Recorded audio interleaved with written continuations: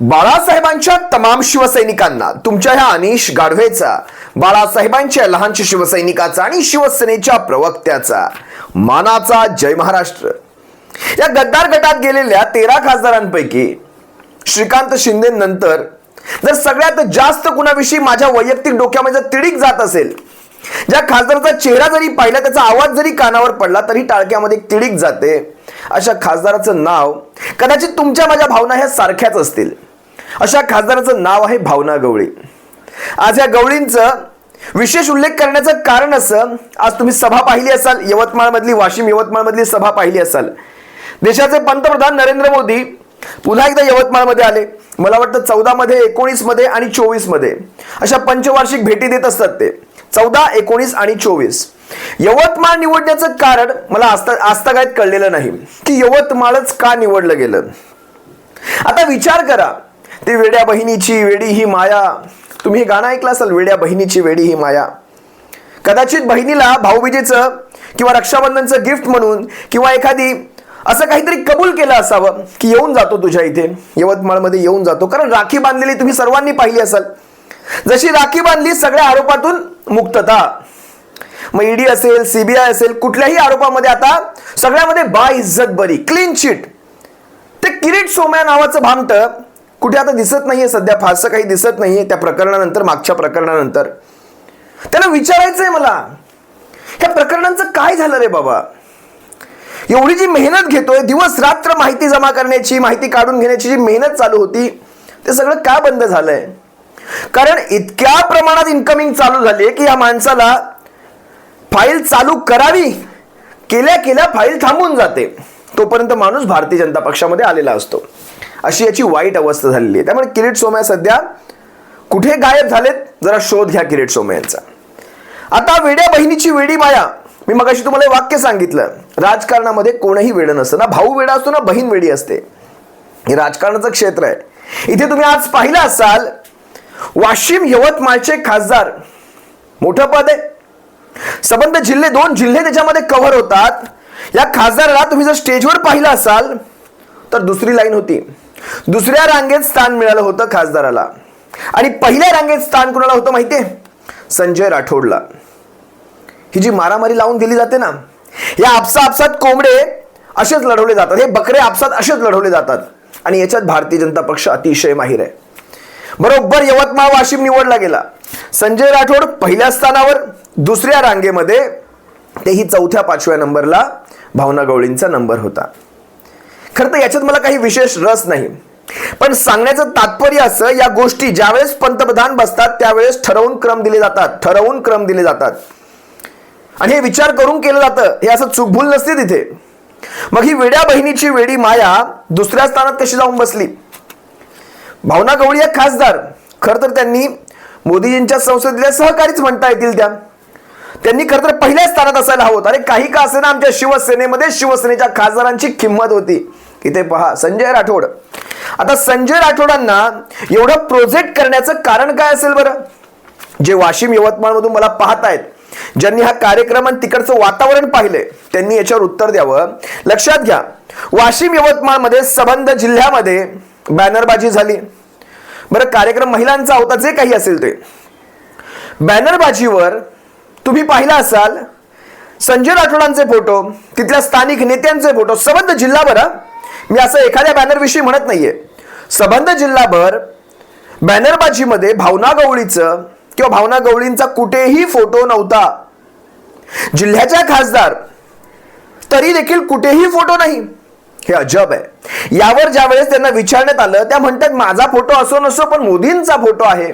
नाही, तो तर असलाच पाहिजे, कारण तुम्हा सर्वांचे आला कमान तेच आहेत. तुम्हा सगळ्यांचे ते दोर त्यांच्याच हातात आहेत, त्यांचा तर असणारच आहे. पण माझा असो नसो असं होत नसतं राजकारणामध्ये. ही तुमची अंतर्गत कलह, ही तुमची अंतर्गत मारामारी हे जाणून बुजून समाजासमोर यावं यासाठी ती तजवीज केली गेली होती. लक्षात घ्या, वाशिम यवतमाळ का निवडला जातोय लक्षात घ्या.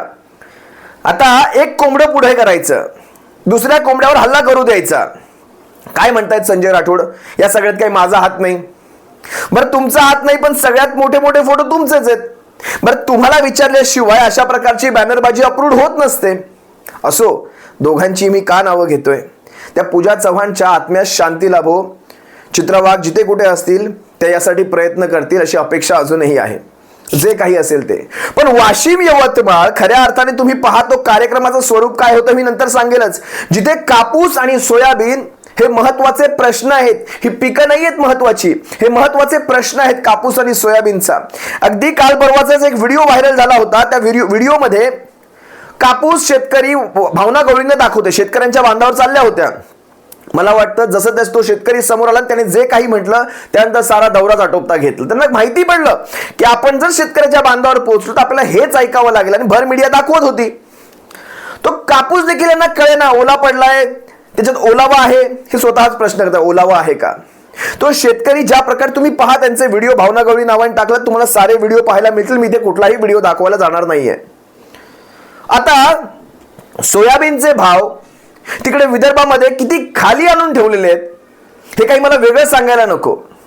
सोयाबीन आणि कापूस ही महत्वाची पिकं असताना तिथल्या खासदाराने त्या पिकांसाठी खऱ्या अर्थाने वाशिम यवतमाळ हा जो पूर्ण लोकसभा मतदारसंघ आहे हा ग्रामीण मध्ये मोडतो. तिथल्या खासदाराने देशाच्या लोकसभेमध्ये किती आवाज उचलायला हवा होता, उचलला गेला नाही. आणि ह्यांना स्वप्न पडतात पुढची खासदारकी ही माझीच असणार आहे, मैं मेरी झांसी नहीं दूंगी. काय म्हणते बरं? ह्यांची भाषा पण इतकी ती अशा प्रकारची की एखाद्या खासदाराने किती कुठल्या शुद्ध भाषेत बोलायला हवं यांची भाषाही मला कळत नाही कधी कधी. मैं मेरी झांसी नहीं दूंगी, मैं मेरी झांसी, झांसीला बदनाम करू नका. खरं तर झांसीवाल्यांनी यांच्यावर आरोपपत्र टाकलं पाहिजे की आमच्या झांसीची बदनामी झाली, तुम्ही स्वतःच्या खासदारकीची तुलना आमच्या झांसीची करतात. मैं मेरी झांसी, आणि झांसी म्हणण्यासाठी तुम्ही झाशीची राणी नाही आहात. झाशीच्या राणीने आपलं कर्तव्य निभावताना प्राणांचं बलिदान दिलं, आणि झाशीच्या राणीने देशासाठी सर्वोच्च बलिदान दिलं. विचार करा, ही झाशीच्या राणीची स्वतःची तुलना करतायत. त्या निष्ठावान होत्या, त्या निष्ठावान होत्या, त्यांच्याशी स्वतःची तुलना करू नका. झाशीची राणी कुठे आणि तुम्ही कुठे? ईडी सीबीआयचे आरोप लागले, तुमच्या राख्या बांधून झाल्या, सगळं छूमंतर. मी काय म्हणत असतो बरं, ह्यांचे शब्द जरी कानावर पडलं, कानामध्ये कसं असं असं अंगातलं रक्त सळसळतं की ह्या माणसांना उद्धव साहेबांनी गेल्या 25 वर्षापासून खासदार की 25 वर्ष ही बाई खासदार आहे. खरं तर वडिलांची पुण्य आहे, पुंडलिक गवळींची पुण्य आहे ती.